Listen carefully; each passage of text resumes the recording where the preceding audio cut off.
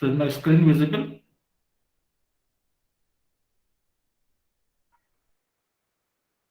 Yes, sir. Yes, sir. Yes, sir. Okay.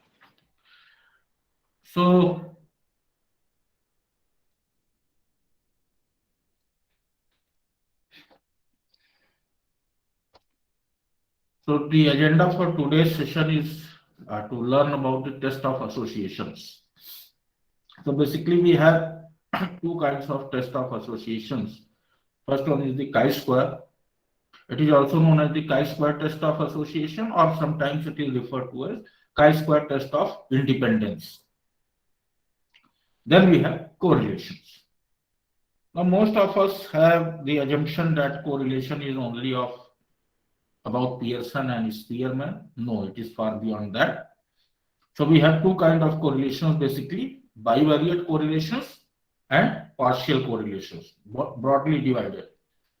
The bivariate correlation is divided into Pearson correlation, which is also known as Pearson product moment correlation, and Spearman interrank correlation.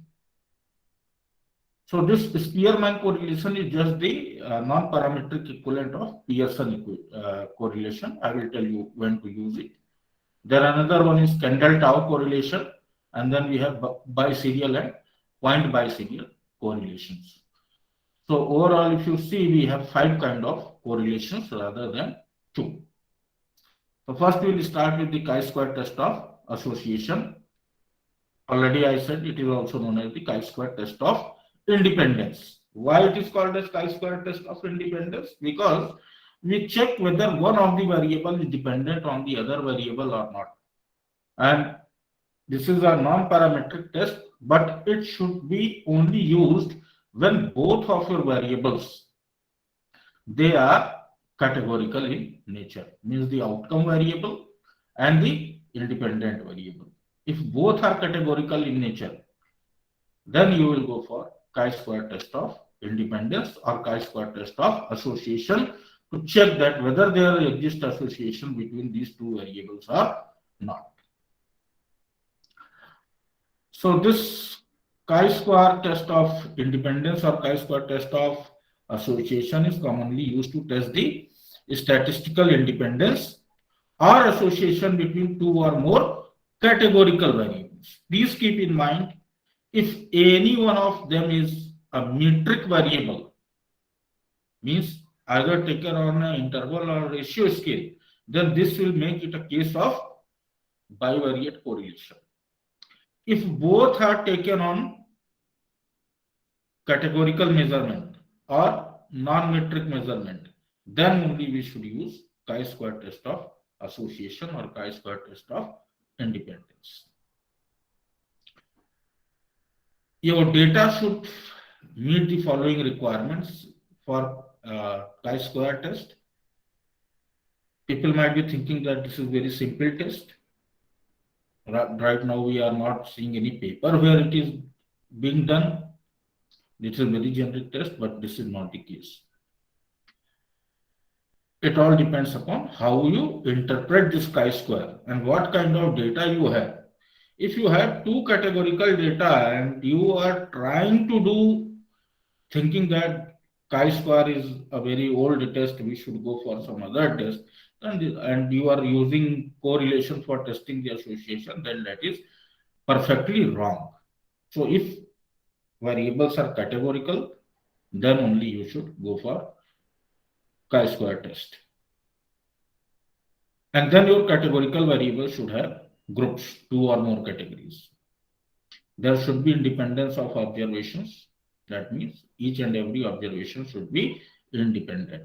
Means if you are, let's say, collecting data from a survey, so based on 10 responses, don't assume that the remaining 90 responses will be the same.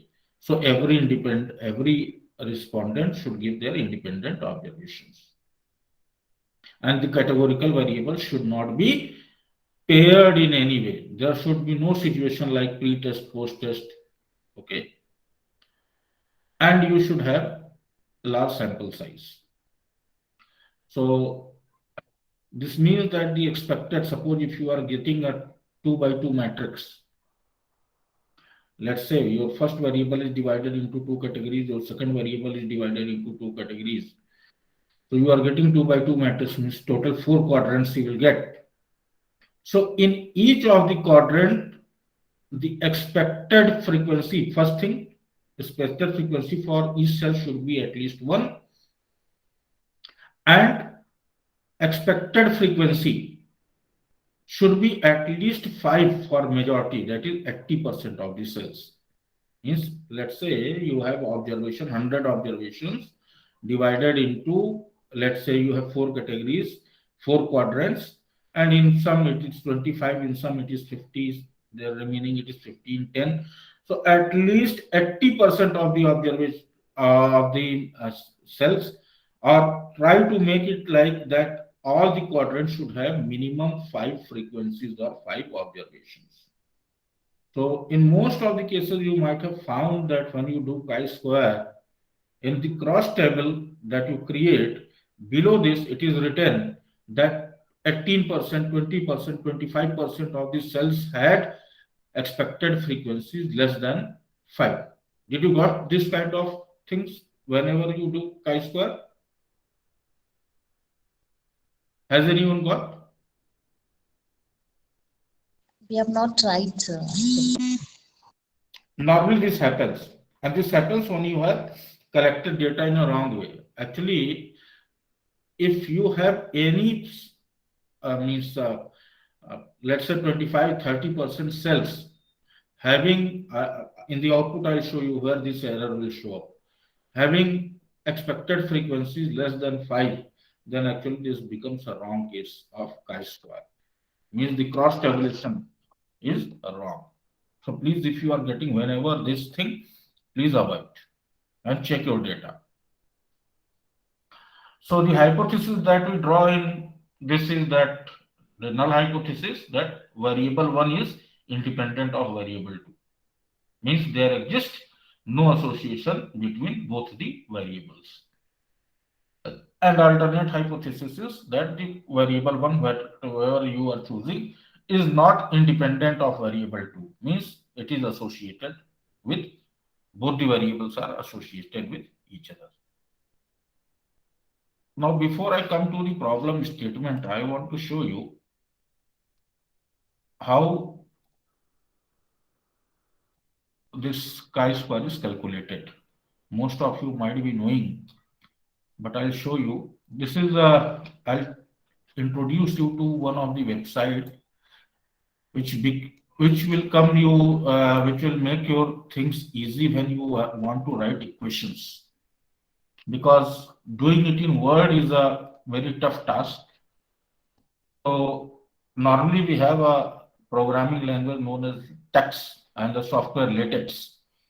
So in latex you can write your manuscript very easily. In latex you can write your formulas very easily, equations very easily.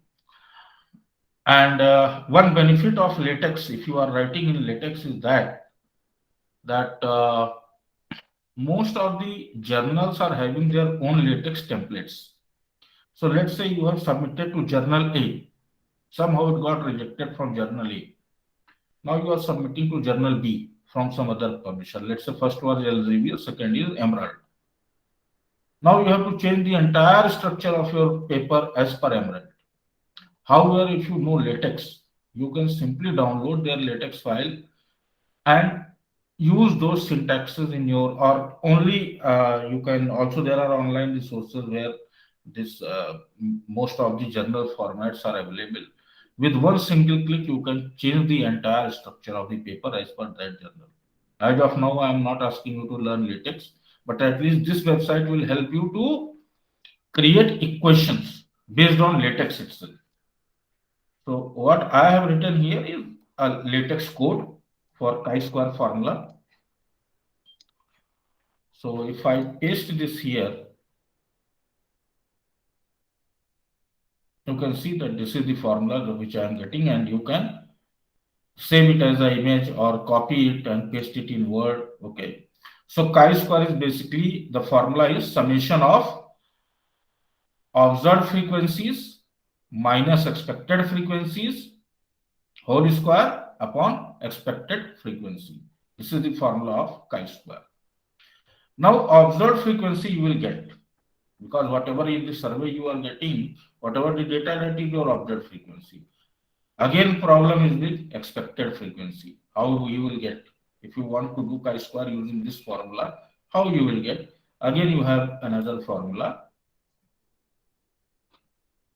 So remember, this is the formula of chi-square. So chi-square, denoted by this symbol, is equal to summation of observed frequency, which we already have during our data collection, minus expected frequency whole square upon, and this observed frequency minus expected frequency is also known as residuals. So you can also put it like that: chi-square is equal to summation of residuals upon expected residual square upon expected frequency. Or you can expand it, that chi-square is equal to summation of observed frequency minus expected frequency square upon expected frequency. Now, how to find expected frequency? So this is the formula for expected frequency. Total of row into total of column, whatever you are getting, upon grand total. Okay. The overall. Let's say you have taken 100 observations. So let's say in row there are 25, in column there are remaining 75, because when we do cross tabulation, total number of rows is equal to whatever the frequency is in the rows, the same frequency will be total number of columns. So total number of rows is equal to total number of columns. So it will be, the formula of expected frequency will be 25 into 75 upon 100, the grand total. So by this we calculate. If you have to write this formula, then it's better. Or in SPSS, you can do it easily. You need not to calculate all these things. So let's move on to, is this clear?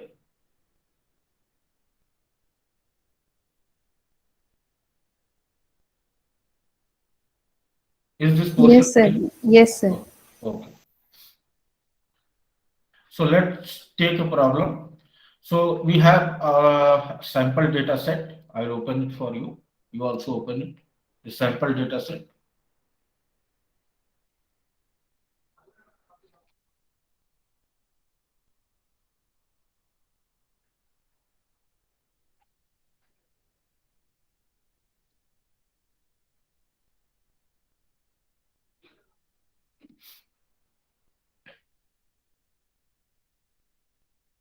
So this is our sample data set.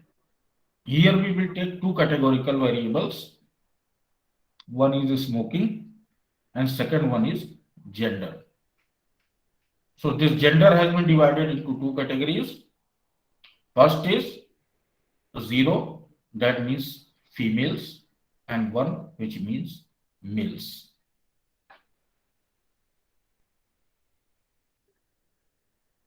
Right? Then we have smoking 0, 1 and 2, where 0 means past smokers, means who have, sorry, non-smokers who do not smoke. 1 means past smokers, means who were smoking previously, now they have quit. And 2 is current smokers, active smokers. And we want to see whether gender is related to the smoking status.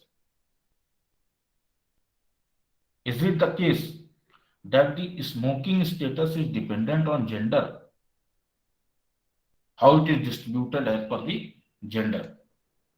So this is our problem statement. In the sample data set, respondents were asked their gender. Just a minute.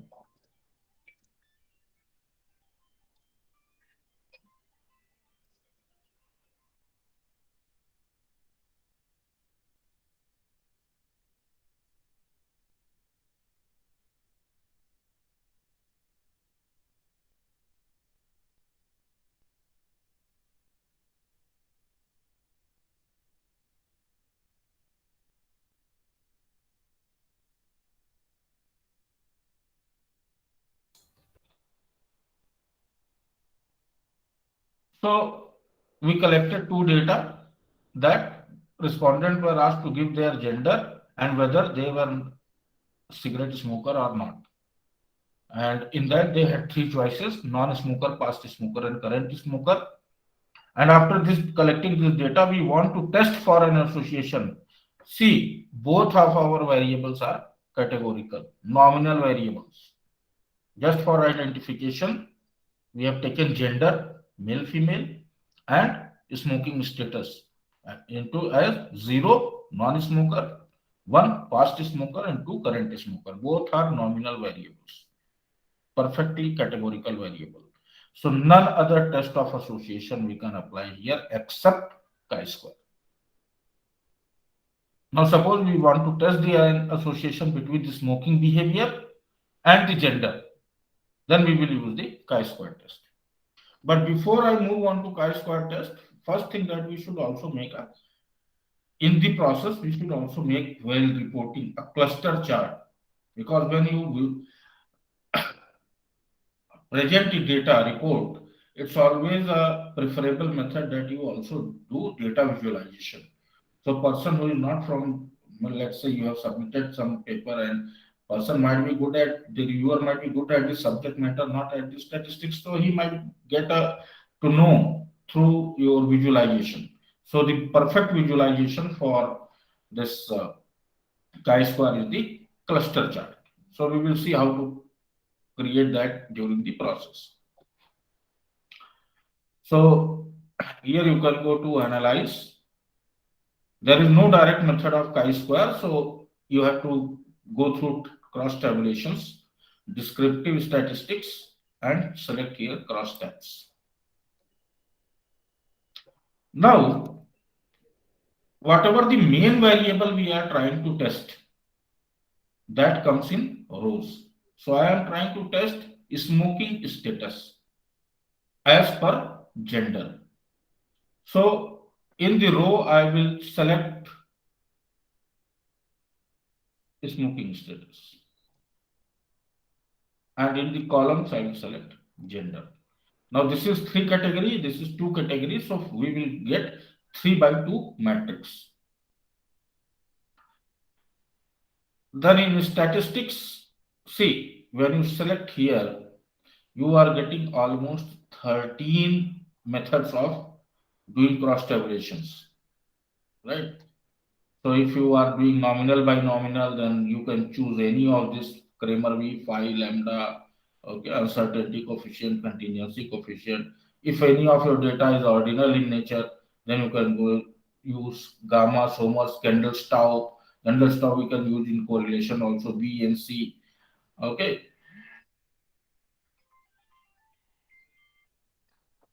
So you can, if nominal by interval, then eta. However, we are doing two categorical variable, we will choose chi-square. Okay. Continue. In cells, observed is by default here. To see how your data is distributed, also select expected. Right? Then here select unstandardized residuals. These residuals are nothing but, I already told you, observed frequency minus expected frequency, their difference only. So if you want to report this, it's fine, otherwise you can leave it. Okay.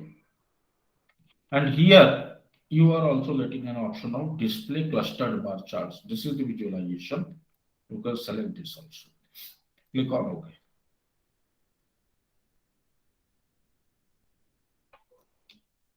Now this, you can see it is giving you the matrix. How? So if you see, this is the smoking status and this is the gender. In columns, smoking status in row. So 0 means past smokers. Sorry, 0 means non-smokers. In females, you can see it is 149. In males, you can see it is 148.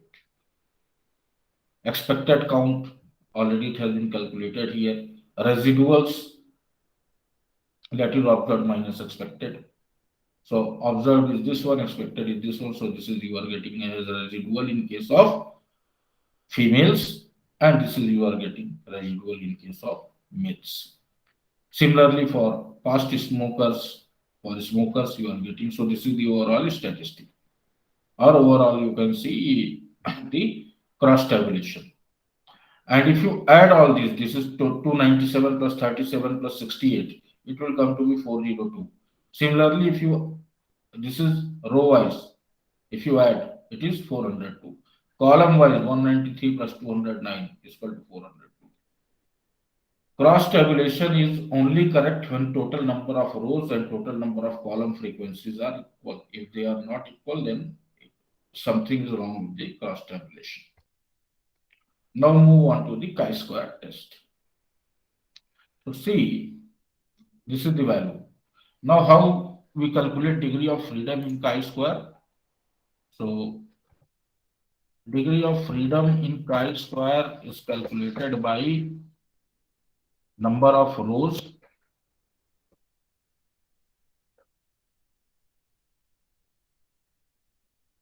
minus 1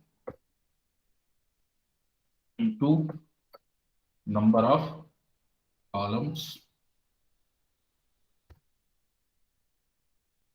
minus 1. How many rows we had? In row we had three rows. If you Three see rows. 3 minus 1, 2 into how many columns we had? 2. 2. 2 minus 1, 1. 1. So it will come to be. So this is the degree of freedom. Now if you check the chi-square table,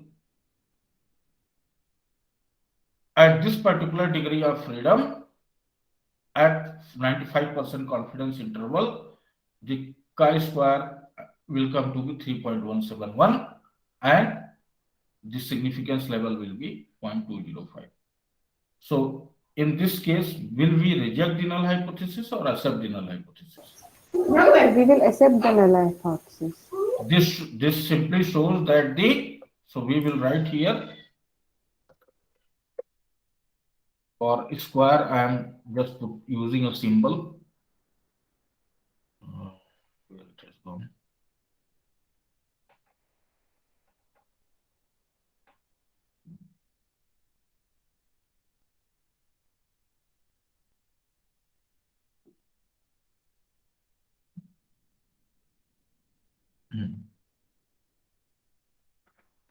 So x square, that's chi-square, is equal to chi-square at degree of freedom, how much? 2. Is equal to 3.171 at this p is greater than 0.05. So null hypothesis is accepted and it can be stated that the respondents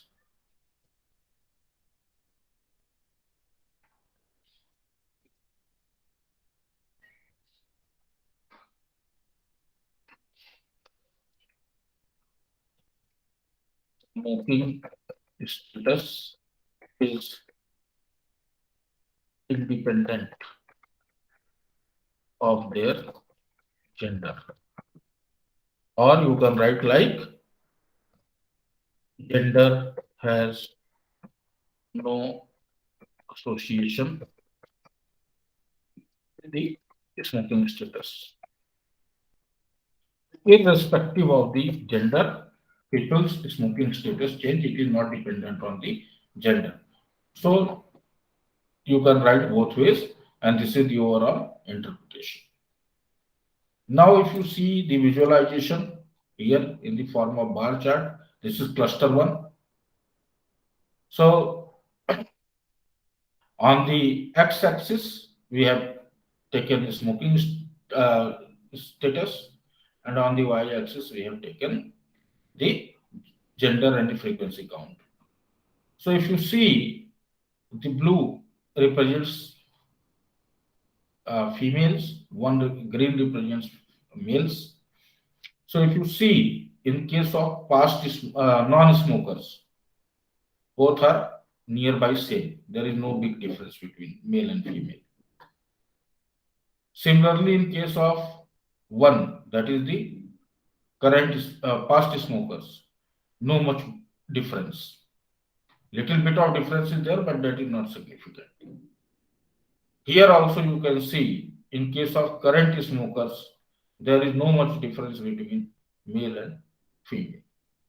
So whatever is suggested by this cross tabulation table, or you can also see from this also, there is no much huge difference. Okay. So, and it is also showing that if there is a little bit of difference, that is also insignificant. Cluster chart is also showing you that there is no much difference. So overall, you can conclude that the smoking status is independent of the gender. So you can report these two tables in your result and this cluster chart also. Is this clear?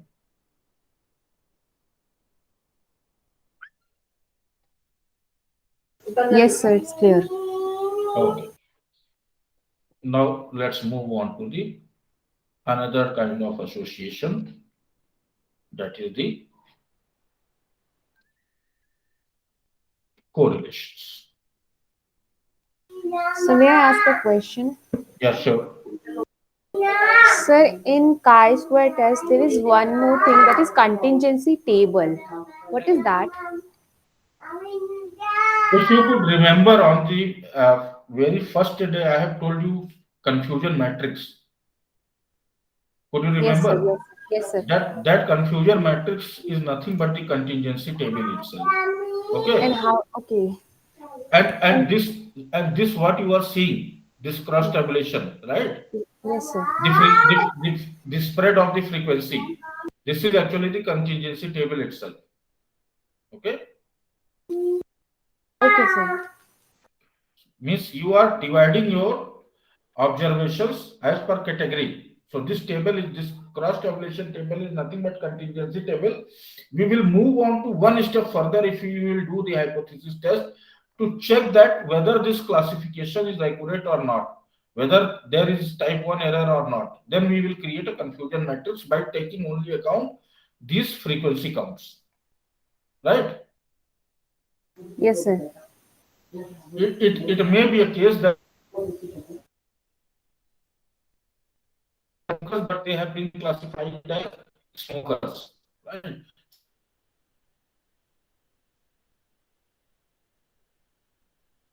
Okay, then we can move on using this contingency table. We can make a confusion matrix. Is it clear? Okay, okay, sir. So contingency table is nothing but distribution of frequencies in different categories. Okay. So this Okay, table, sir. what we have made, this is the contingency table itself. Okay, sir.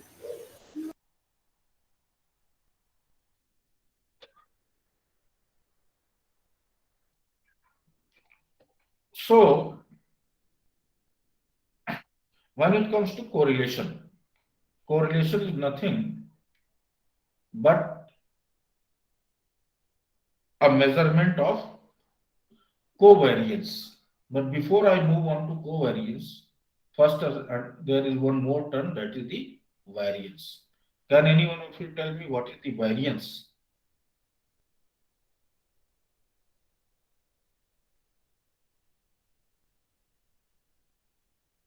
Any idea? What is variance?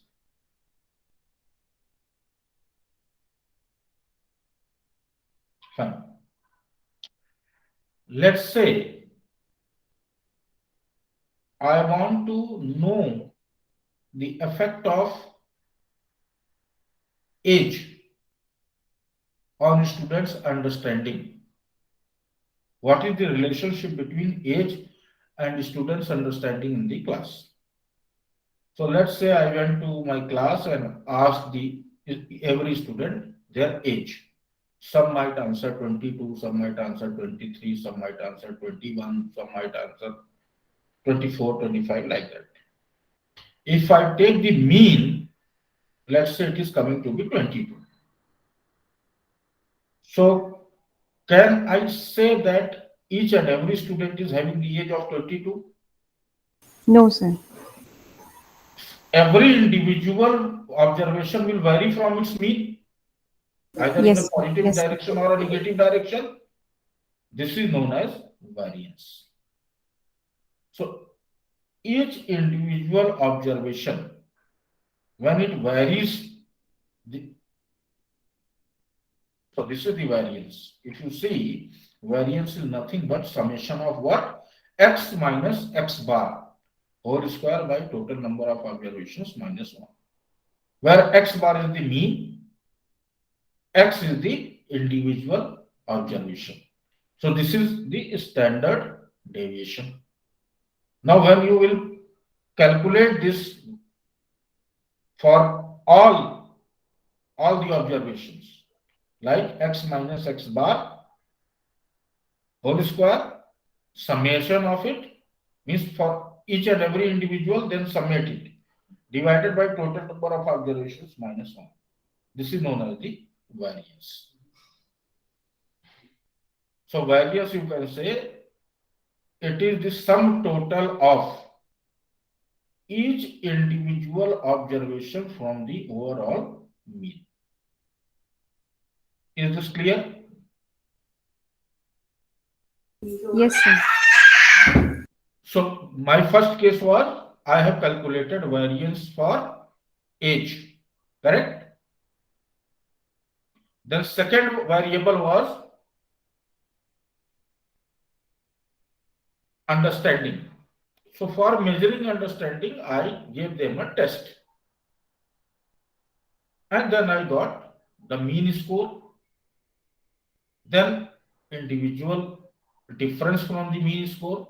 I calculated the variance for their scores, which is actually the measurement of their understanding. So when I am measuring two variances at the same point of time and how they are related, then this becomes the covariance. Is it clear? Yes, sir. So variance, first understand that we are calculating how data is spread across its mean value, because every individual observation will differ from the overall mean. That is the variance. When simultaneously we are measuring two variances or three variances, means for different variables, then this is known as covariance.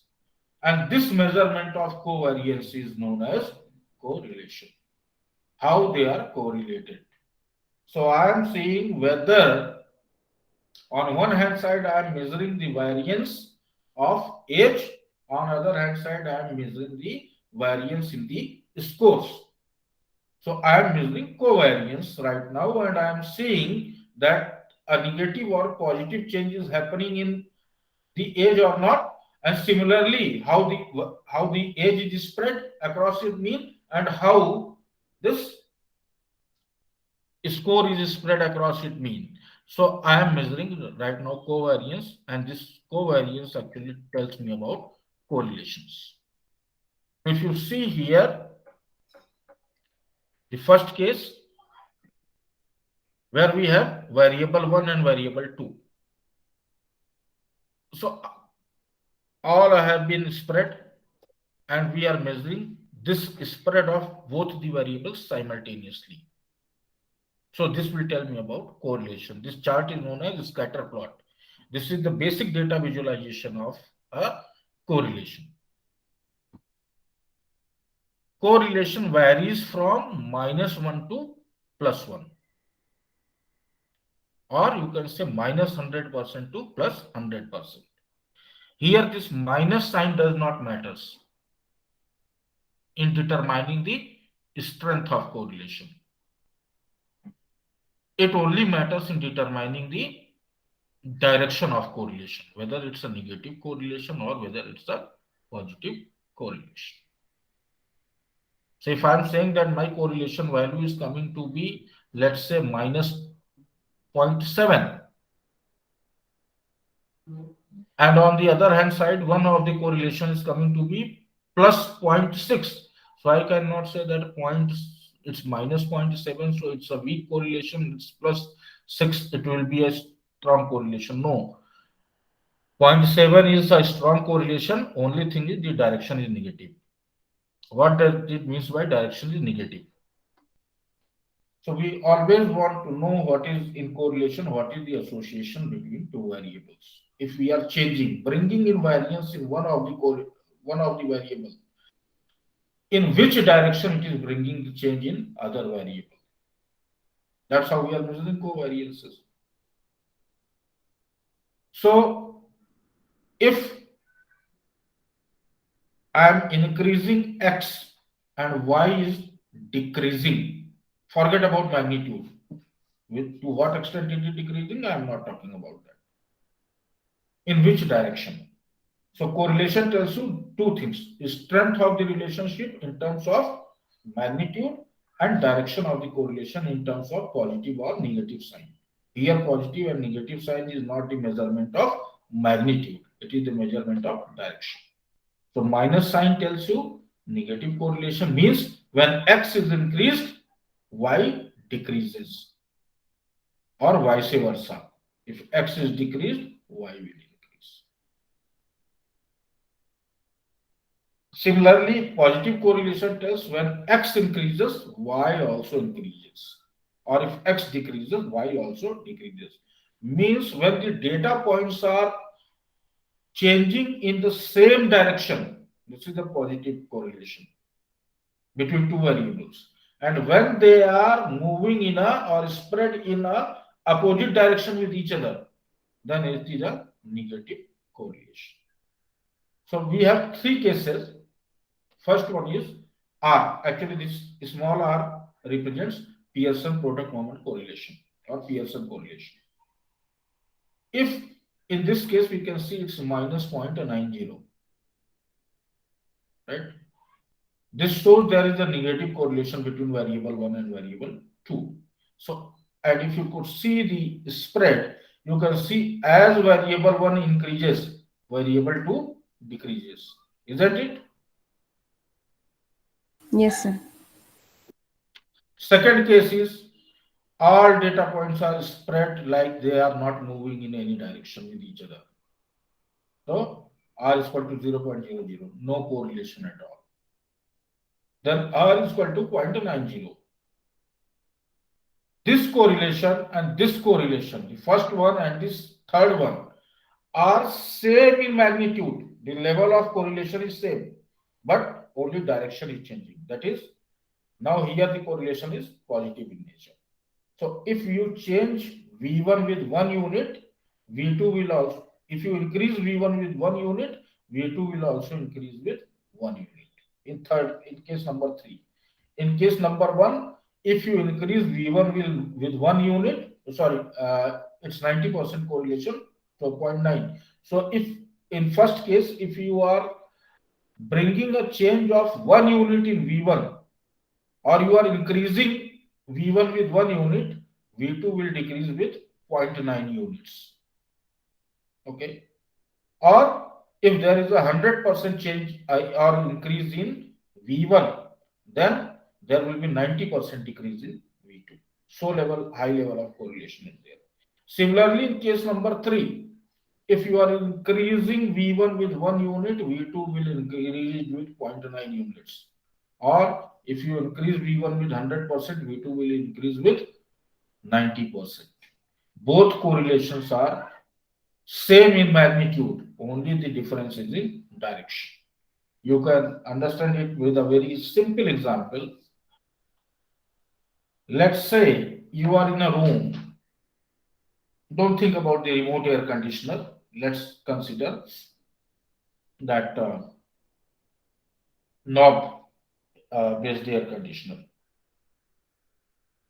If you increase the knob of the magnitude of the knob of the air conditioner, will the temperature of the room go up or will go down?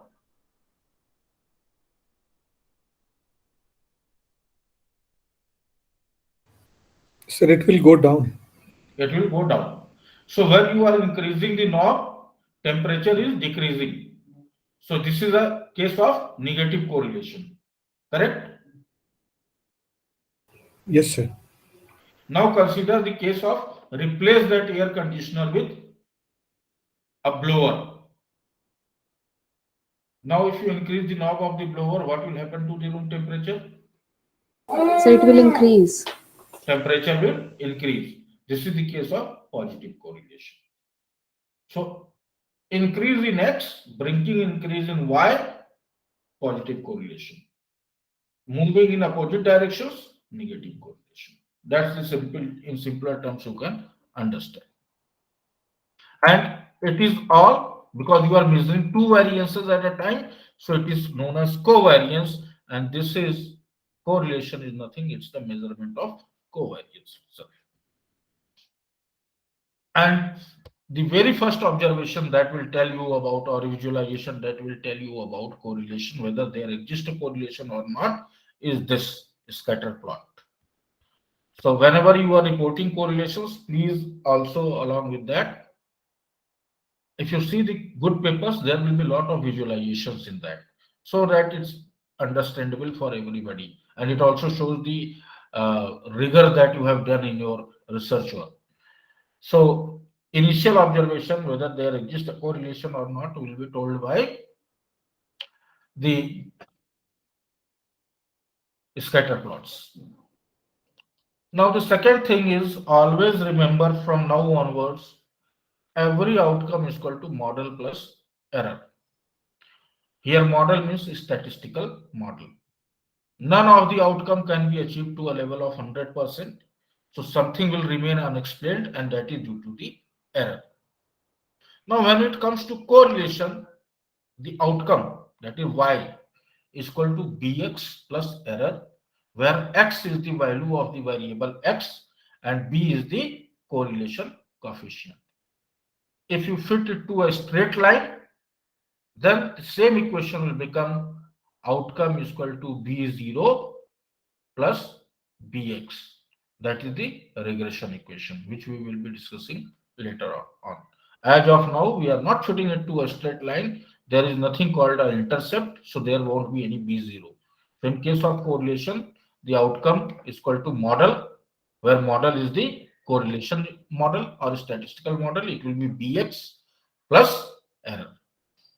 Is this clear?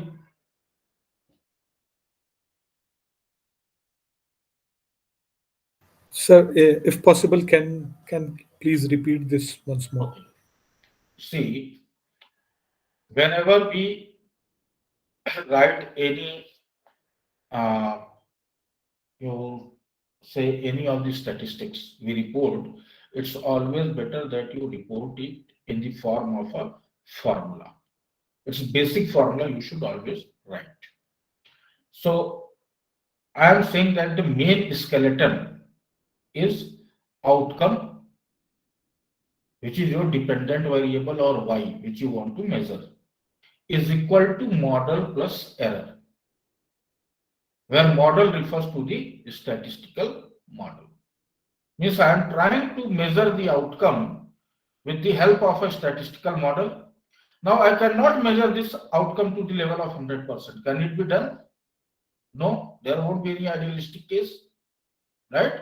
Something will go unexplained, that will be due to this error. So the equation becomes complete when you write outcome is equal to model plus error. Now when it comes to correlation, this outcome becomes outcome y is, or you can put in bracket y is equal to bx plus error, where x is the, if you have to measure this outcome, you already have the value of x in your observation. Only you have to calculate the correlation coefficient, which is the b. You multiply this is your statistical formula, and you will get the final outcome plus error. As in the regression, we write outcome is equal to b0 plus bx. If you have one variable, if you have many variable, then outcome is equal to b0 plus b1 x1 plus b2 x2 plus b3 x3 and so on. Since we are fitting there in regression the data to a straight line, That's why we report one more thing which is known as the intercept or the constant, that is the B0, right? Since here we are not fitting data to a straight line, only we need to know the outcome with the help of X. So our statistical model will become Bx, and plus whatever is unexplained, we will write it as error. Now clear, sir? Yes, sir.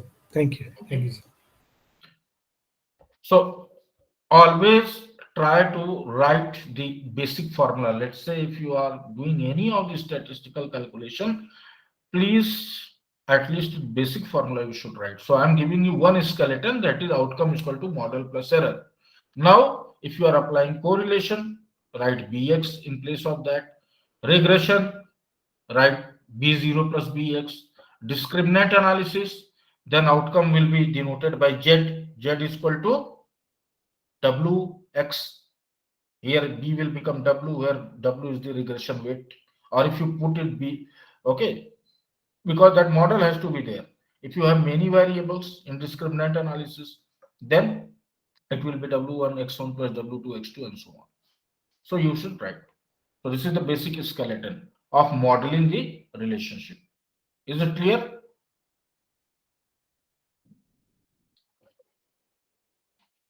Should I proceed?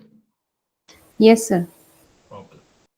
Variance, I have already told you that variance tells you how much scores deviate from the mean of a single variable, and sum of squares and all those we have calculated, that is sum of, and covariance is similar to it. It tells you how much scores on two variables differ. So variance tells you individual difference, individual variable difference, and when you are measuring two variances simultaneously, then it is known as covariance. Now let's see what is this.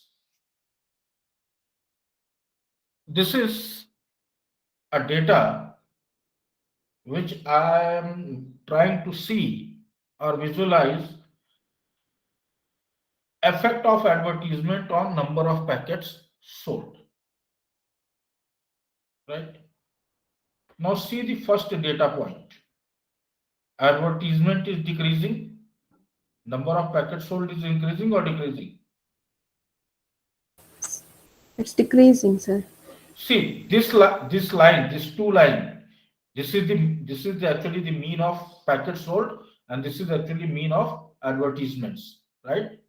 Now these data are deviating from their mean, means variance is happening in case of advertisement also, and variance is happening in case of packets sold. Now when I'm trying to measure both simultaneously and in relation to each other, then this is known as covariance, and this measurement of covariance actually will tell me ultimately the correlation. See the second data point, see the third data point. In both cases they are moving in a decreasing direction. Similarly, see the fourth data point and fifth data point, they are increasing in the same direction. Isn't it? Yes, sir. Yes, sir. So now you can say that there will be a positive correlation between advertisements and packet sold. Because at every stage, I have taken 5 observations and I am trying to see how they are differing from their mean, the variance. So if I am measuring both simultaneously, I am measuring covariance, and I can see that the covariance is happening in the same direction, in all 5 data points. So overall, what I can say? Positive correlation or negative correlation? So it's a positive correlation. In all 5 cases, it is a positive correlation. Yes, sir. Because the direction Yes, of sir. movement is same from their mean.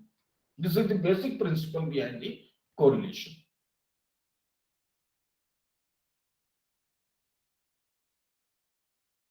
Now coming to deciding on which kind of correlation we should do. This is a decision tree. So already I told you there is a basic 2 correlations, Pearson and Spearman. Then we have Kendall tau. Then we have biserial, point biserial, and we also have a correlation known as partial correlation. We will discuss one by one these correlations. So first we will decide which kind of correlations we have to do based on, because we have to arrive at a decision just out of my whims and fancies, I cannot. Right? Now, please understand, here I have said categorical data. So categorical data, I also told that if it is the categorical data, then you should go for chi-square. Here, any one of them is categorical. Try to understand, any one of them is categorical, not both. If both are categorical, then we will go for chi-square. Any one of them is categorical. So let's consider the case. If both of my variables, among which I am trying to test the relationship, both are taken on a metric scale or a continuous scale, means either interval or ratio, then I will move ahead to test their normality. If they will follow normal distribution, then further step will be I will check for whether sample size is small or large. If at any of these step, any of these is violated, I will directly move on to non-parametric correlation, which is known as Spearman correlation. If all the assumptions are met, means data is metric, first case, metric, if it is a categorical data, any one of them, there is no point in going through all these exercises. Directly move on to the non-parametric correlation, which is Spearman correlation. However, if both of the variables are metric, then go for the normal distribution. Again, if it is not normally distributed, move on to the non-parametric correlation. But if it is normally distributed, see whether the sample size is large or small.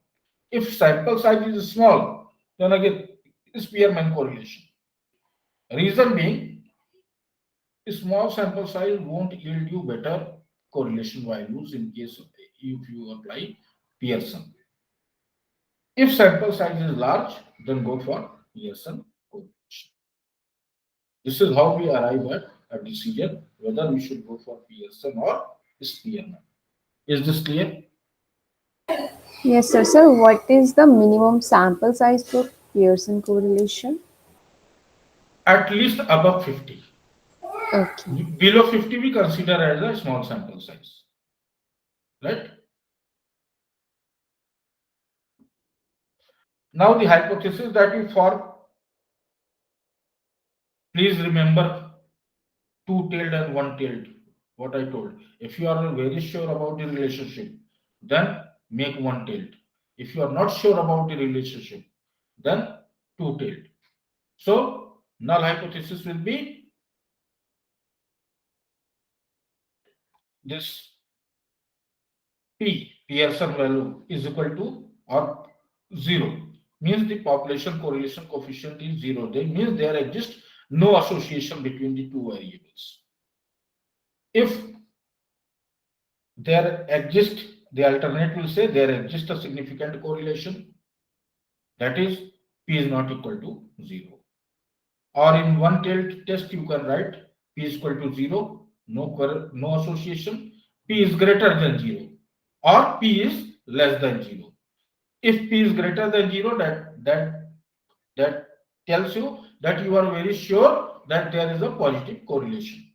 Like I said, turning on the knob of air conditioner, blower, and temperature of the room. You are very sure that ultimately temperature will go up. In that case, your hypothesis should be, if you want to make one-tailed hypothesis, that there is a positive correlation, P is greater than 0.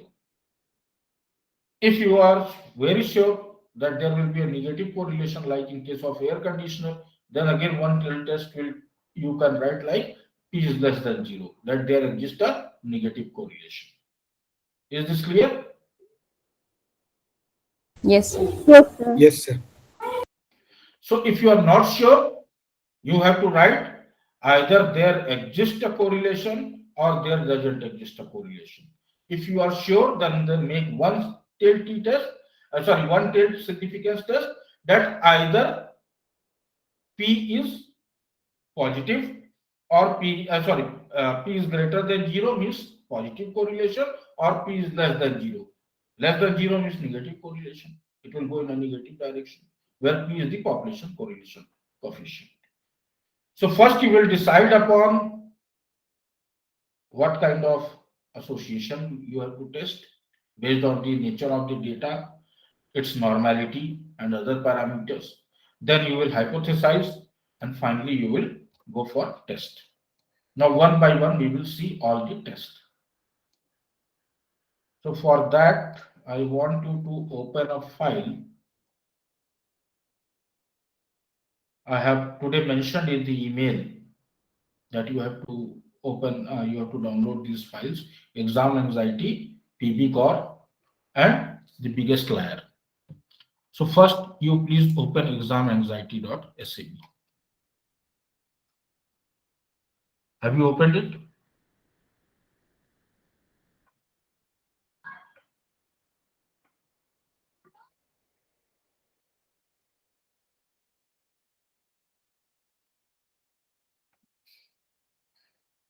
Please confirm once it is opened. Yes, sir, open. Yes, sir. Open, sir. Okay. Now here we have three variables. Time spent revising. Okay. Performance in exam. This is their scores in exam. And anxiety about exam. Their score of anxiety. Same case you can replicate in human resources also to understand. Here I want to know what is the effect of revision, what is the relationship between revision, anxiety, and exam. How exam score is affected by revision and anxiety, and how anxiety is affected by revision, how exam is affected individually by revision time and anxiety. All these relationship I am trying to model. So people from this is a very general example I have taken. People from marketing could conduct a correlation between uh, advertising spends and sales, number of times this the ad was displayed and its sales. People from HR can try to find correlation between compensation and uh, work-life balance or people's motivation. From HR and psychology perspective, you can do that. People from finance can find out the effect of macro and microeconomic factors on the stock performance of a company. Similar cases, I'm just trying to tell you few generic examples. People from humanities, art, theater, literature can try to find out the relationship between, let's say, popularity of an actor and if the film is released first day box office collection, what is the relationship between this? Popularity of uh, in performing arts of the performer and number of tickets sold. All these correlations you can try to find out. However, there are few spurious correlations also. We call it as spurious correlations or nonsense correlation. Like if I am saying that there is a correlation between the size of the finger and age. Can this correlation be established? That as age increases, size of finger also increases.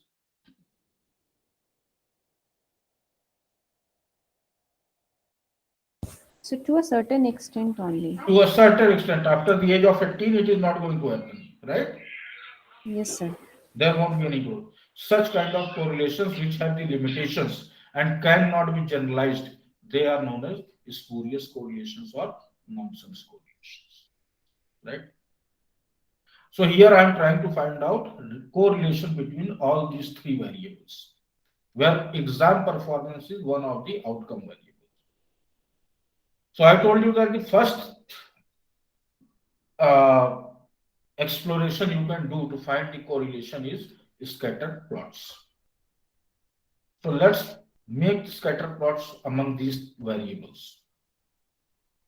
So you can go to graph, legacy dialogs, and here you will find scatter oblique dot.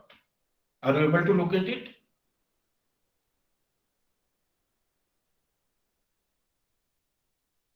Yes, sir. Yes, sir. Select simple scatter, define. Now y-axis, what we want, our exam performance. And on x-axis, time spent revising. At this stage, I am trying to find out how time spent revising is related to exam performance. Means whether more and more revision will lead to better performance or not. Okay. Rather than directly jumping to correlation, I am trying to visualize. Now, through this data, you can't understand anything, so always better double click on it.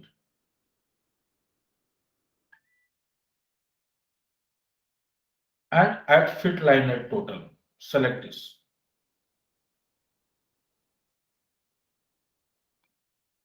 Now, can you tell me the relationship between these?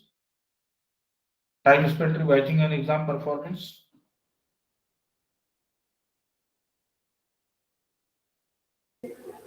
So it is increasing.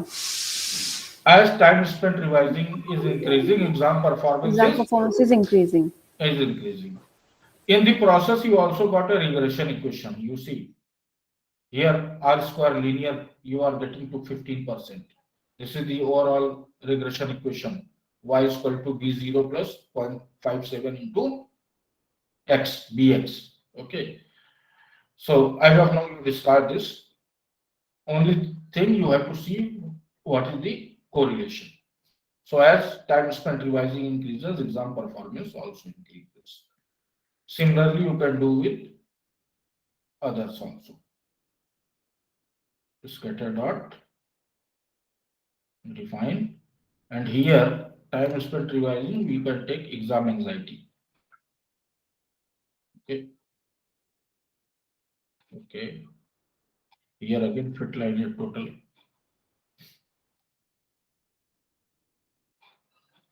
Now, what is the relationship?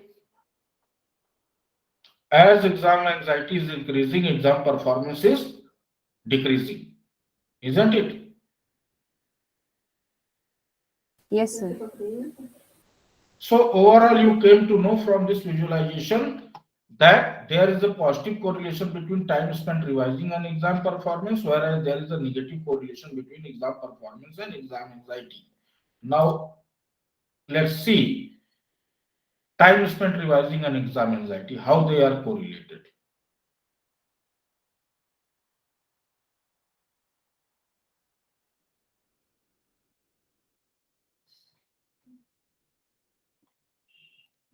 So now I have to put exam anxiety at the y-axis and time spent revising at the x-axis.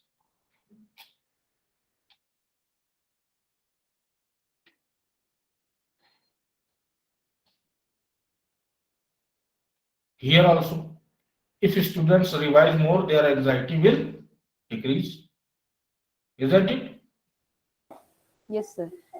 So if I try to model relationship between all the three variables in one go, I can say that more and more the students revise, their exam anxiety decreases and ultimately their exam performance increases, isn't it? If you see these three scatter plots. As they revise, exam anxiety decreases. As exam anxiety decreases, exam performance increases, right? Isn't it?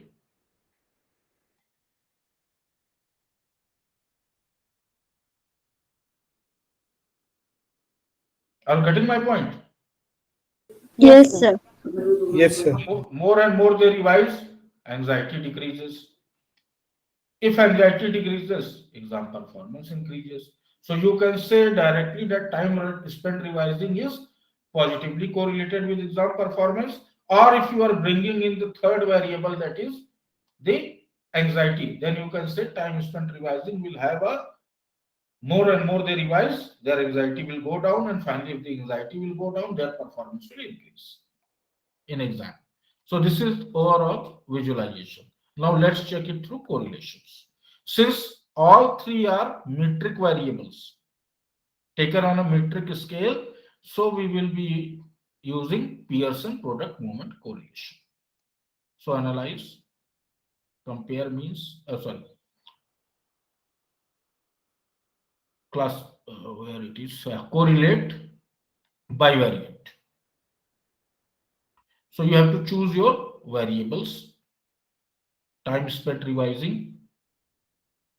If you want to choose two in one go, you can choose two or you can choose all three. No issue with that. By default, Pearson is there. If you are not sure, select two-tailed. If you are sure, select one-tailed. Keep this flag significant correlations on. In options, nothing is there for you. In style, nothing is there for you. Leave it. Okay.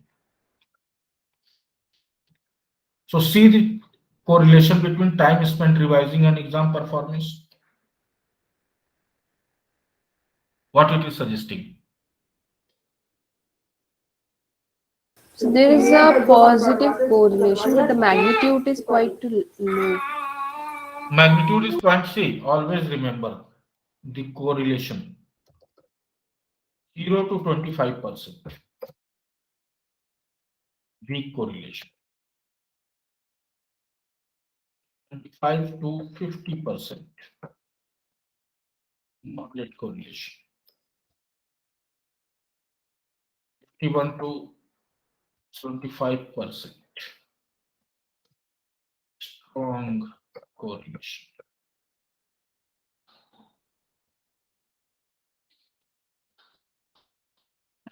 Greater than 75%.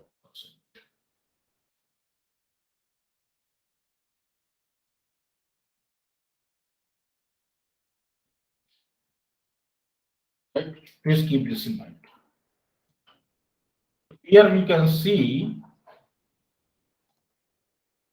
if I have to write it,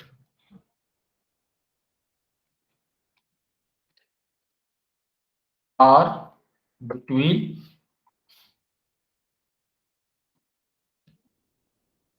time spent revising and exam performance.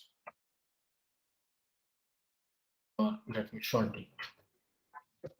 Exam performance is equal to 0.397, which states that now at this value, please also see what is the p-value. 0.000, isn't it? Yes, sir. Yes, sir. So correlation is significant also. If there is a correlation but it is not significant, then it states that there exists a moderate positive correlation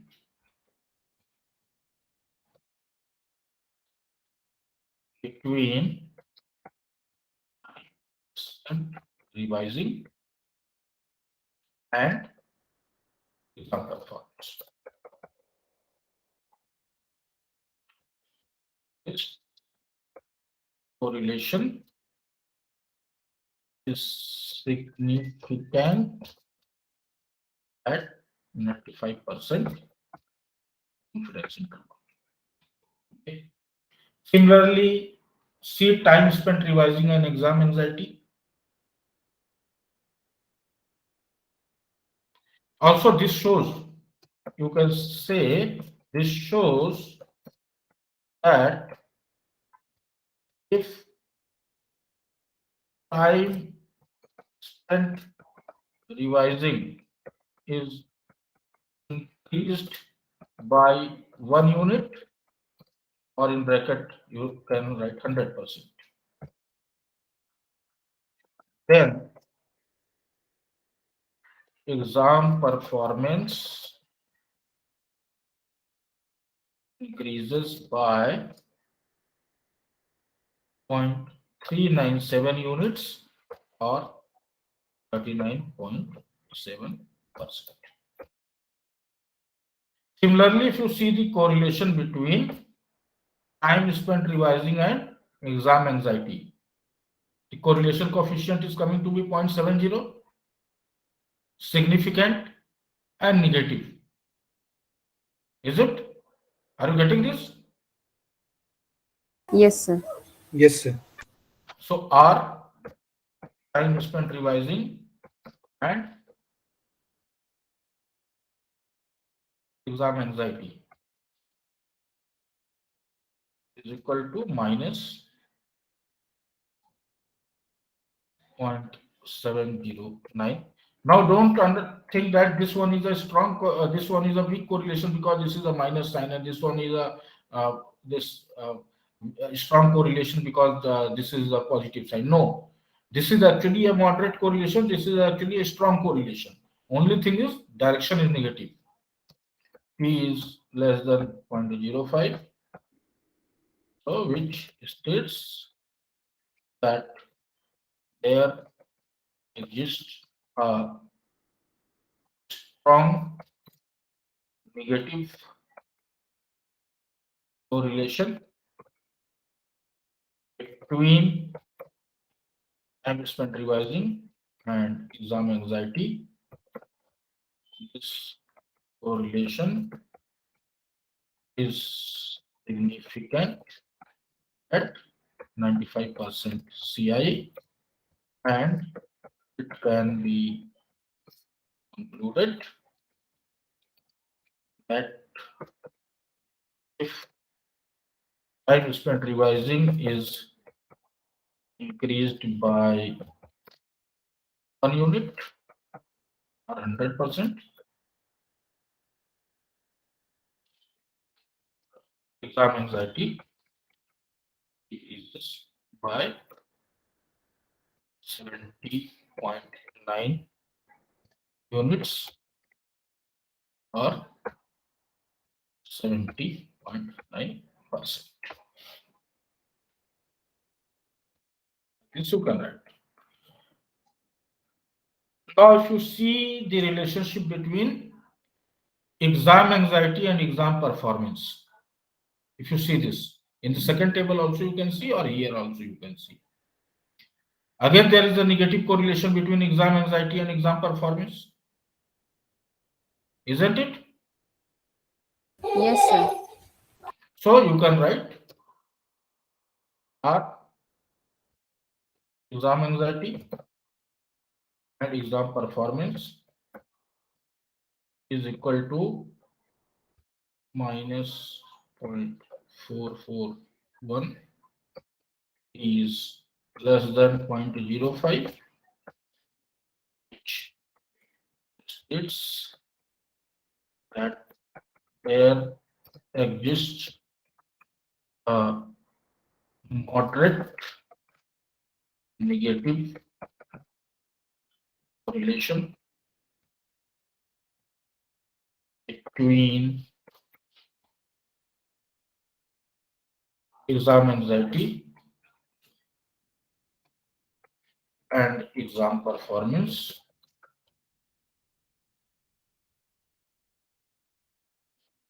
This correlation is significant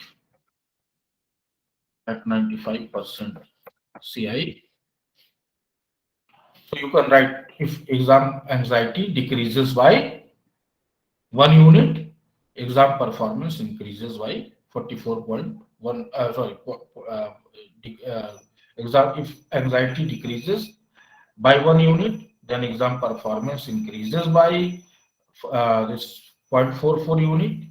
Or if exam anxiety increases by 1 unit, then exam performance decreases by 0.441 unit.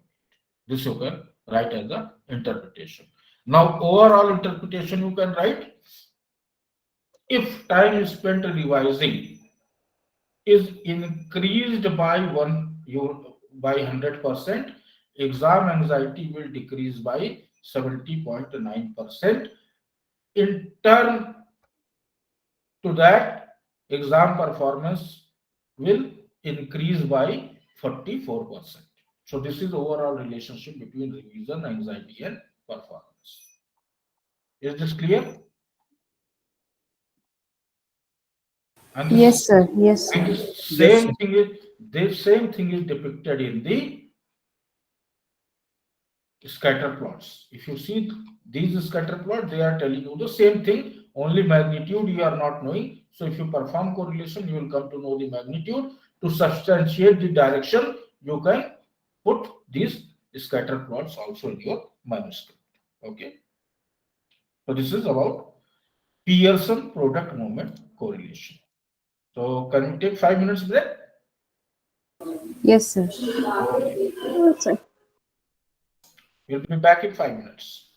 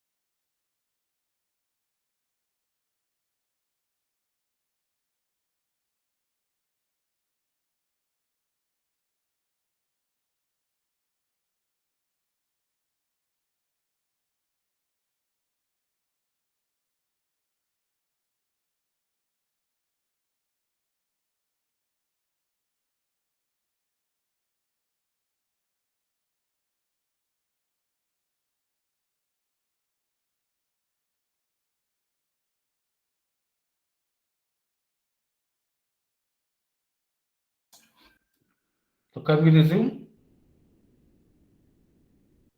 Yes, sir. Yes, sir. So now coming to the second kind of correlation, that is Spearman correlation. This Spearman correlation is the non-parametric equivalent of Pearson correlation, particularly when any one of the variable. See, both of the variables are categorical, then chi-square, or Kramer's V, or any of that test. But if any one of them is categorical, and that too in categorical, it is ordinal, then we cannot use Pearson, because Pearson correlation is strictly says that both variables, or if you are taking 3-4 variables, all should be metric in nature, that is taken on a continuous measurement. If let's say any one of them, others are continuous, but any one of them is categorical. If that is the case, and that too in categorical, it is ordinary, it is ranked in an ordinal manner, then we will go for Spearman correlation. So for Spearman correlation, I want you to open a data set, the biggest liar.sav.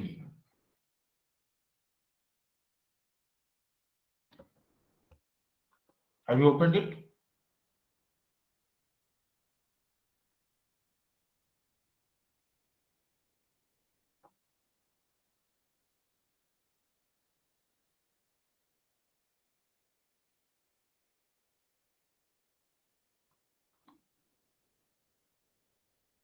Should I proceed? Yes, sir. Okay. So let me explain what this data is all about. So let's say I have a theory in my mind that if people are more creative, then they will be able to create better stories. So for that, I gathered together 68 contestants and we conducted a competition. Now remember, one of the requirement of this uh, Spearman correlation is also that the sample size is small, then also you should go. So here we have only 68 observations, if you could see. Only 68. So 68 people were asked to participate in a competition where they have been given a creativity questionnaire having a maximum score of 60. Based on their scores, out of 60, if you see these scores, they were given a position first, second, third in the competition. So always first is better than the second position, second is better than the third position, like that. Overall, I am trying to find out the correlation between the creativity and their position in the contest. Are you getting the problem?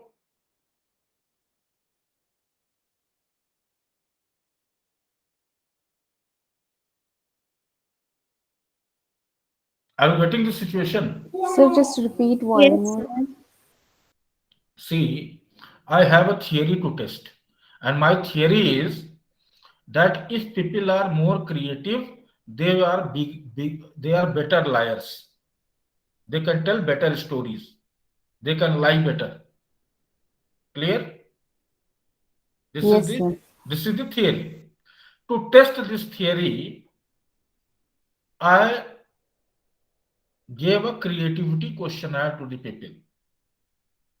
A questionnaire which asked them to create some stories or some questions were there pertaining to creativity. Then based on their, and that creativity questionnaire was having a score of 60. So and this I gave to 68 participants. Now based on their creativity score, the competition name was the biggest liar, because the theory was that if people are more creative, they will be able to tell better stories, which is reflective of they are better liars also. They will make exaggerate things. So based on the creativity score, I put them into a position in the competition, first, second, third, fourth, fifth, like that. So I have two variables, position and creativity. To test this theory, I did the competition, gave them the scores. Based on the scores, I ranked them. And now I want to test this theory, that whether if they are better creative, then whether they are into better position of this competition or not. Means whether they are turning out to be better liars or not. Better liar means if a person is having first position, he is the best liar. Then second position is somewhat better than, somewhat less better than him. Like this. Are you getting the problem now? Yes, sir. So now I am trying to find the correlation between the creativity and their rank in the competition. So overall, what I am trying to measure, my theory. My theory is that if they are more creative, they will stand better position in the competition, and standing better position in the competition will clearly tell me that they are better liars. Okay. So you can see everybody got the problem. Yes, sir. Yes, sir. Yes, sir. So now you can see this creativity is a continuous measurement, but this position is a categorical, ordinally ranked in an ordinal manner. Isn't it? First, second, third, fourth, fifth position. 6 positions like this. So this is categorical and ranked in an ordinal manner. So Yes, sir. if this is the situation that any one of the variable is categorical and that too in categorical it is ordinal, then we will go for Spearman correlation. This Spearman correlation is represented by RS, and it is pronounced that as Spearman's rho. RS. Other than R, we write RS. Where S is actually, I am writing on notepad. Normally we write S as a subscript. So that clearly tells us that we are calculating Spearman's rho value. Method will remain the same. Now I want to find out the correlation between the creativity of the person and their chances of winning the competition or their position in the competition. Okay. And we have this another variable. As of now, we can ignore. We are trying to correlate these two. So one of them is continuous measurement, another one is categorical, and categorical also it is ordinal. Sir, if you don't mind, would you please again explain what was categorical? I am unable to understand it. Like position is categorical, so how is it categorical? Please, if you don't mind, would you explain it? Ma'am, see, there are two kinds of measurements, continuous and categorical measurements. Okay. Okay, sir. So any measurement taken on an interval scale or ratio scale, that is the continuous measurement or metric measurement, right? Okay. And any measurement taken on a nominal scale or ordinal scale is a categorical measurement. Okay, sir. So ranks, when you are giving ranks to the people, that is the known as the ordinal measurement. Okay. Like good, better, best. First position, Okay. second position, third position. Okay. So, Yes, sir. so that becomes categorical and the measurement is known as ordinal. Okay. Okay, sir. Okay, sir. Thank you. So this is the situation that based on creativity score, they were given a position in the competition, and I want to know what is the correlation between their creativity score and their position in the competition, or their chances of turning out to be better liars. Is there any correlation? Because their position will tell me about whether they are better liars or not. First position holder will be the best liar. second will be below that, third will be below that. Okay. So based on this data, I am trying to find out that whether there exists a correlation between these two variables or not, where one of the variable is categorical and taken on an ordinal scale. Now it is clear. Yes, sir. Method will remain the same. Only thing is that we will report not Pearson, we will report Spearman rho, RS. Well, so you have to go to analyze. If you want to see the correlation, let's make a scatter plot. Define on y-axis it will be, and see this symbol itself tells you about that this is the ordinal scale. On x-axis position, okay.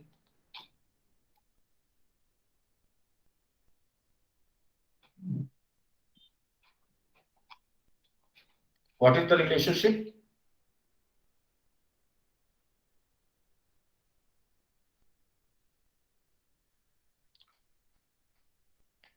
Can any one of you tell me the relationship between this creativity and position?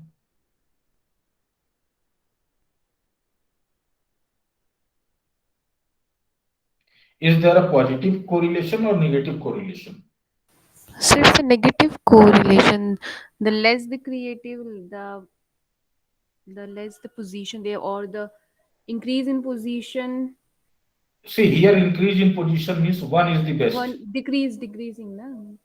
So The person is having decreased position, like for first, second, third. no, think from creativity perspective. More creative they are, less ranked they are in the competition. Less Yes. ranked means they are Highest liars. higher.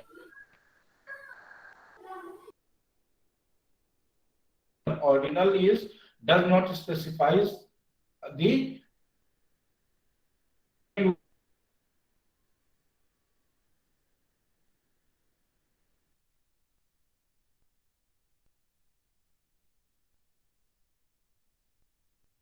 is means better liars in terms of numbers. Are you getting this thing? Yes, sir. Here, if I am saying decreasing positions, I do not mean to say that they are that their position in the competition is decreasing. Actually, the position in the competition is increasing. Number wise, it is decreasing, right? That's why we are calling it as ordinal. Ordinal has a logical order, but no magnitude. Okay. So more and more creative they are, their position in the this competition is decreasing. Or if they are having decreasing positions, they tend to be more creative. Is it clear? Yes, sir. Okay. Fine. Let's move ahead. So the initial observation we have seen. Now go to analyze, correlate. Again, it's a bivariate only. So you have to take creativity, position, and rather than Pearson, you have to select Spearman. Okay.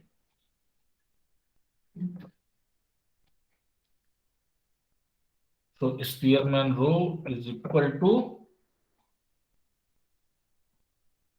minus 0.373. Significant is less than 0.05.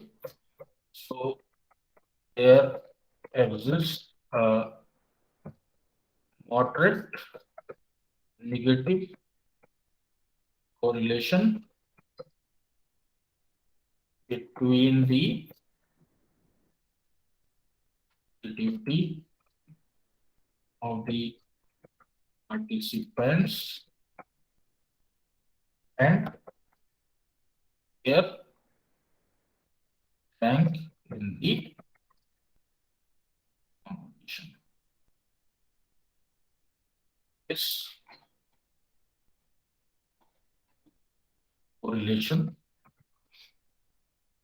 is significant at 95%. Well,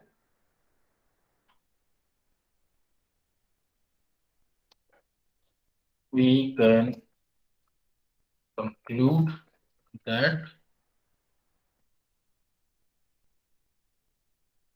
as creativity increases,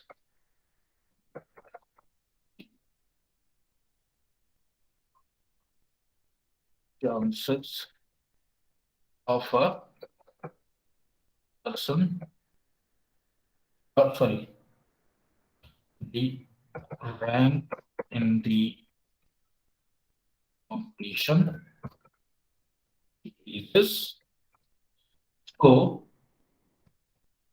higher is the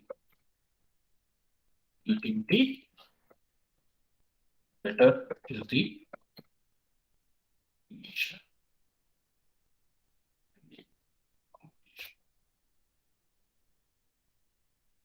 Any confusion on this point?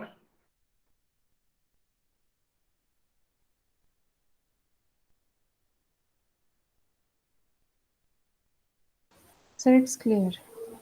Yes, sir. So if a person is having higher creativity score, he will rank better. The highest creativity score will be ranked first in the competition.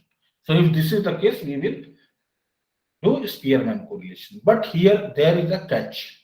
And the catch is, if you see this data set, many people are having first rank, isn't it?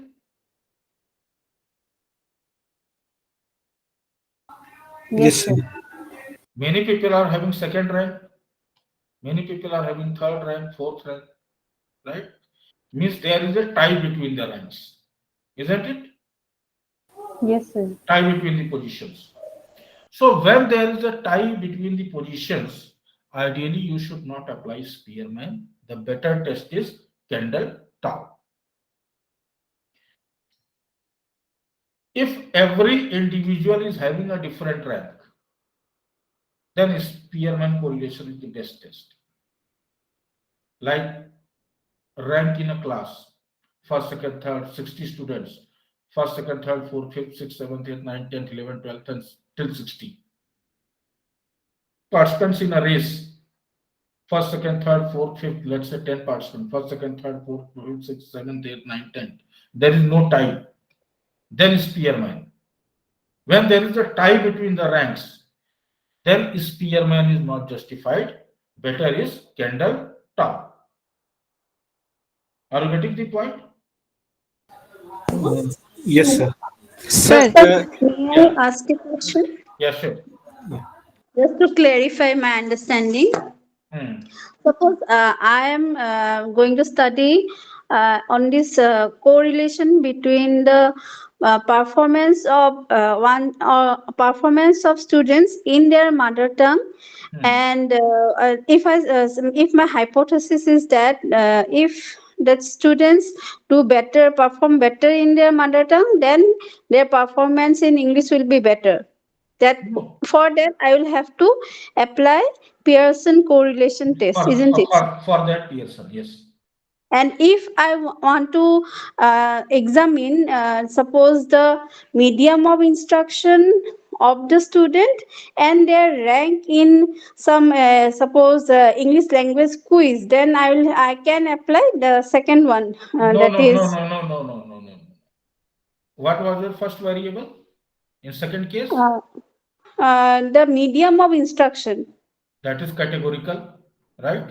And the other one is rank in quiz competition. Again, that is categorical. So two categorical, what you will apply? Chi-square. Okay. Both So are rank categorical. Let's here say, first, second. let's say you have taken a test in mother tongue and their rank, right? Yeah. Then in that case, and every individual is having different rank. Ranks are not tied, right? Okay. Then you can go for Spearman. Hmm. Okay. If ranks are tied, then Kendall tau. Okay. So see, performance in mother tongue and performance in overall performance. These two are continuous variable. Then you have to go Hmm. for Pearson. Based on performance, you are ranking them, and every individual is having, means if you are ranking them, then either Spearman or Kendall-Tau. Okay. Now, Okay. if the ranks are tied to each other, then Kendall-Tau. If every individual is having different rank, then Spearman. Spearman. Okay. Is Okay, that sir. clear? Thank you. Yes, sir.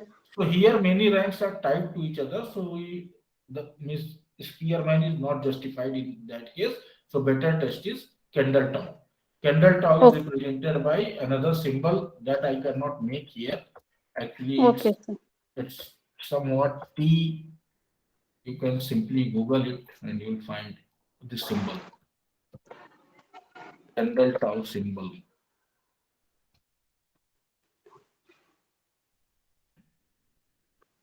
So actually this is the symbol of Kendall-Tau. You can use it in Word also. Fine. So Okay, thank you, sir. okay, so we will take Kendall-Tau in this case. So Sir, I have just one question, sir. sure. Sir, suppose I have collected a data from consumers regarding they have to rank that what factors do they consider while purchasing any product. Like I have given price and the quality, the size. Okay. In such a situation, I should go with Kindle or with what? Because every consumer will have their different. But you have told me only one variable. What is the second variable? Second variable means What, consumer behavior. how you are measuring that consumer behavior? Uh, for that, sir, I have prepared a separate constructs for that. Okay, fine. So ultimately you will come up with some this kind of score after submitting them. Yes, sir. So one will be your continuous variable, that outcome that you want to measure, consumer behavior, right? Yes, sir. That is the continuous. And then you have asked them to rank factors. Okay. Yes. So now here there is a high probability that few of them will rank the same factors. Yes, yes, sir. So, Definitely. so ranking will be the same. Yes, sir. Tie, there will be tie. So you have to apply Kendall-Tau to understand this correlation. Okay, fine. Thank you, sir. Thanks a lot. So where many ranks are tied, then Kendall-Tau. If every individual, let's say you have 10 these categories, okay, 10 parameters, and you have only given to 10 people, and all those 10 have given you different responses, then only it will become the case of Spearman. Got it, sir. Got it. So it's very simple. If one of the variable is, if both are categorical, then of course chi-square. No other thought to it. If one of them is, if both are continuous, then of course you should go for Pearson. Any of them is ordinary ranked. Any one, others are continuous. Any one is categorical, and that too in ordinal rank. Then either Kendall-Tau or Spearman. Now you have to see whether, you have to be clear that I have to apply either Kendall-Tau or Spearman. Now further you have to see whether the ranks are tied. Many people have got the same rank. Then Kendall-Tau. If every individual is getting different rank, then Spearman. Is this clear? Yes, sir. Like in a class of 60 students, all students cannot rank the same. Every student will have difference in marks, and you will be ranking them first, second, third to 60. In a race, two people cannot come first. By difference of milliseconds, some will be first, second, third, fourth, fifth, sixth, seventh, eighth, like that. So that will become the case of Spearman. Otherwise, Kendall-Tau. Is this clear? Yes, sir. Now analyze, correlate, bivariate. Same thing you will take, rather than Kendall-Tau, you will Spearman you will put, because Kendall-Tau is the better test for this. Okay, and now you can see that Previously, there was 37.3% of decrease in the position. Now it's 30% of decrease is happening.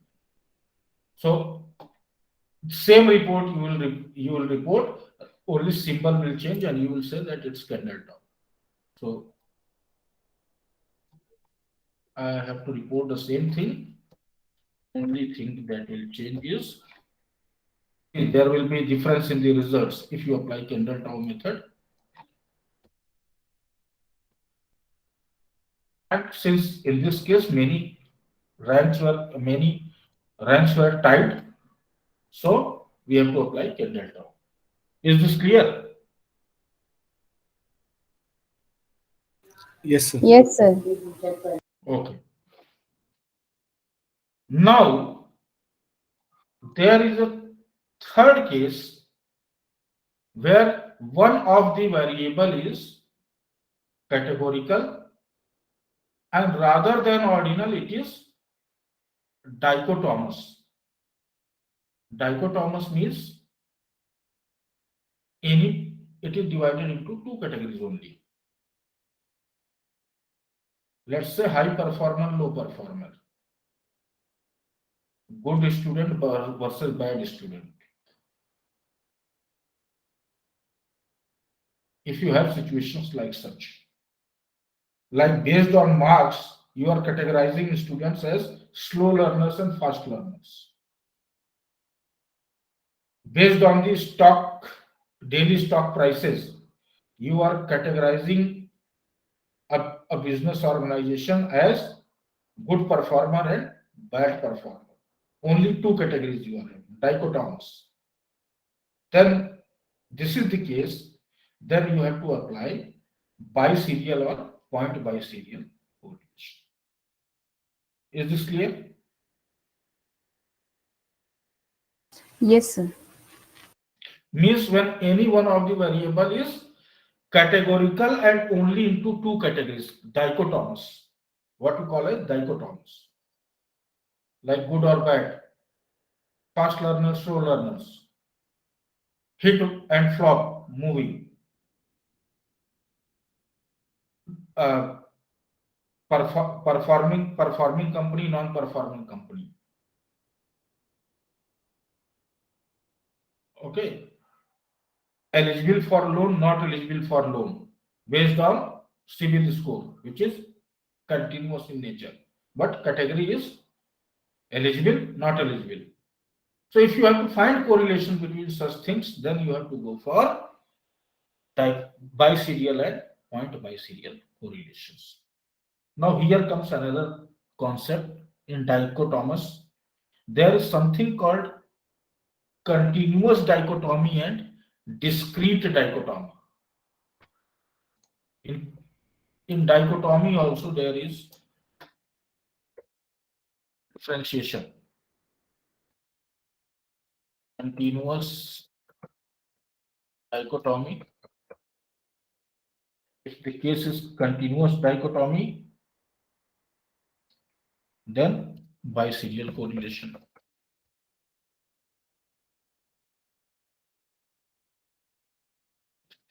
Dichotomy,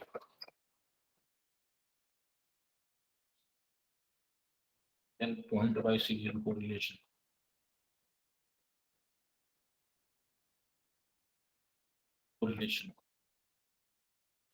This is represented by R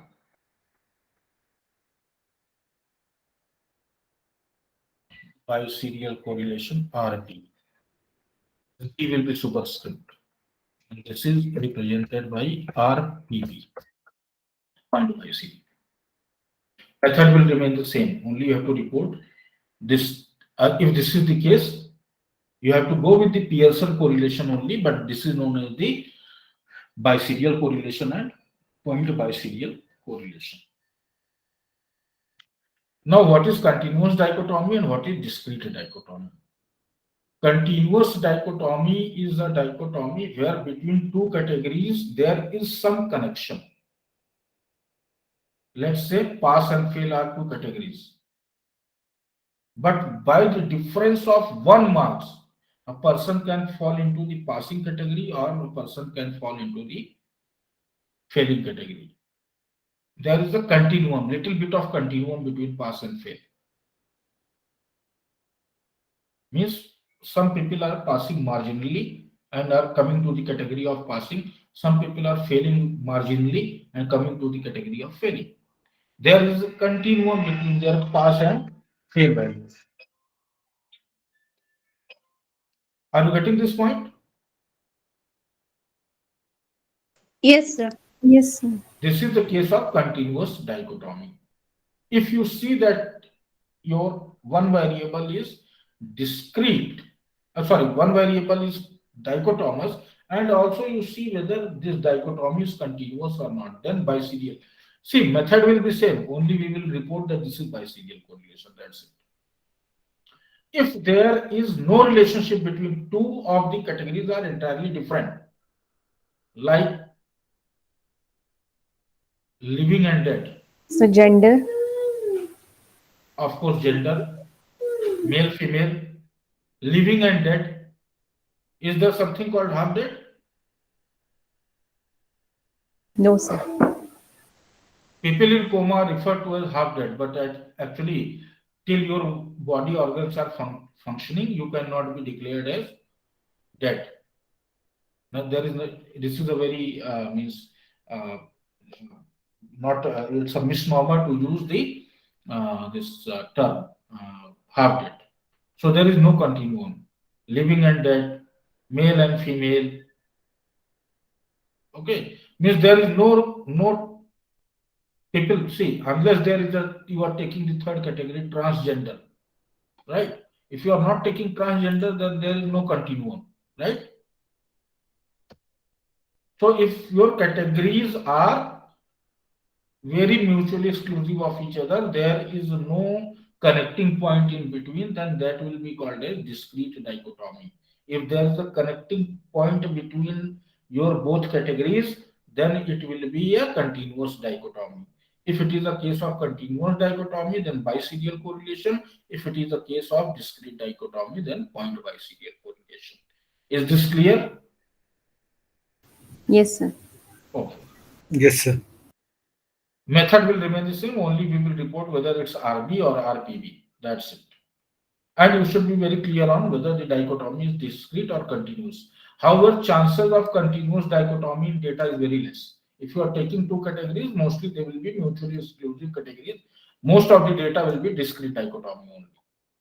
Very less chances of, in very few cases, you will find this continuous dichotomy. In maximum cases, you will find discrete dichotomy. So for that, I want you to open our data set ppcor.sav. Please open it.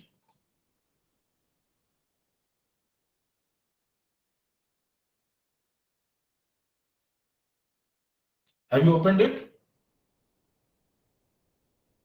Yes, sir. So this is the time away from home and this is the gender of teenagers, where 0 stands for female, 1 stands for male. I am trying to find a correlation between the gender and the time spent outside the home. Whether gender can be correlated with time spent outside the home. So this is continuous data, this is categorical dichotomous data and having a discrete dichotomy. Is this clear? Yes, sir. Situation clear?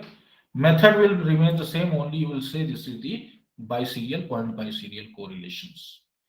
So it will be bivariate only, time away from home, gender of teenager. See, now it's nominal and only two categories. Pearson you will leave as it is. Okay. But here you will report, because the case is that you have dichotomous variable, one of them is dichotomous, so you will report RPB. So here RPB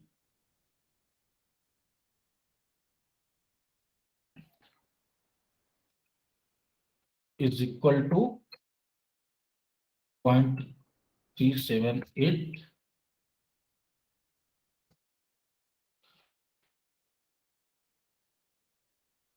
P is 0.003, which is less than 0.05. So it's that there is a moderate positive correlation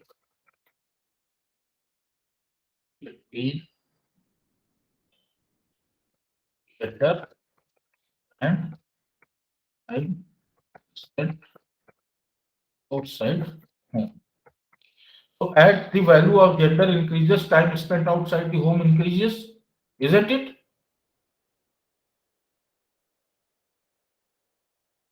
Yes, sir. And what is the increase in gender? Moving from 0 to 1, right? Increase in gender is what? Moving from 0 to 1, isn't it? Yes, sir. And 1 stands for males. So males tend to spend more hours out of home. Yes, they are to. Is this interpretation clear? Yes, sir.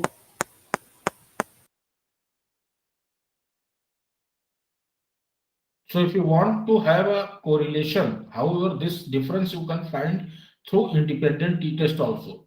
But when you want to do a correlation and one of them is having a dichotomous if it is, then you can use it, you can do independent t-test also.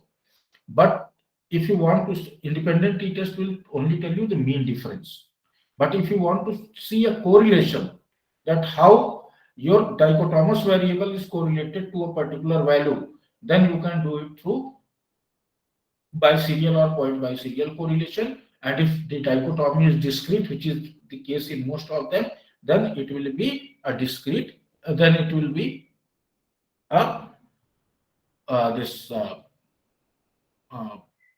this will be a case of point biserial correlation, and you can report that gender has a moderate positive correlation to time spent outside the home, right?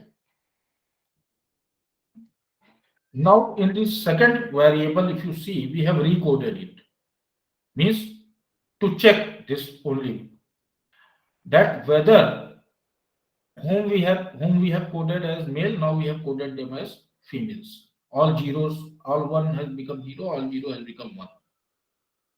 Just to test the same theory. So to analyze, correlate, bivariate, and rather than gender, we will take teenager or the gender recoded.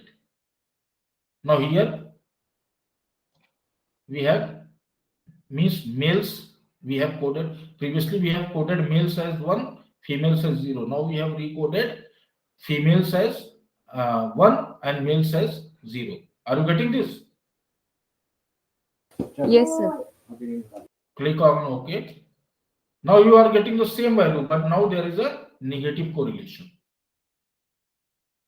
Again, this will suggest only that males spend more time out of home, because the moment you recoded, now you have made all zeros as males and all one as females. Okay, now it is a negative correlation. So this will show that as gender increases, time spent out of home decreases, and gender increases to 1, 1 is female, or as gender decreases, time spent out of home increases, and decreasing order means 0. We have recorded all 0, we have recorded, so all 0 is now males here. So again the same thing you will get. Are you getting the point? Yes. Yes, sir. In either of the case, this all data is suggesting that males spend more time out of home as compared to females. So gender has a moderate positive correlation here, moderate negative correlation here. Only due to decoding, value will remain the same. Only direction will change, and overall result will will remain the same. Is this clear? Yes, sir. Okay, only one correlation is left. That is the partial correlation. We will take it up tomorrow. I think time is almost, you might have got exhausted. Even I have not, so I have recovered.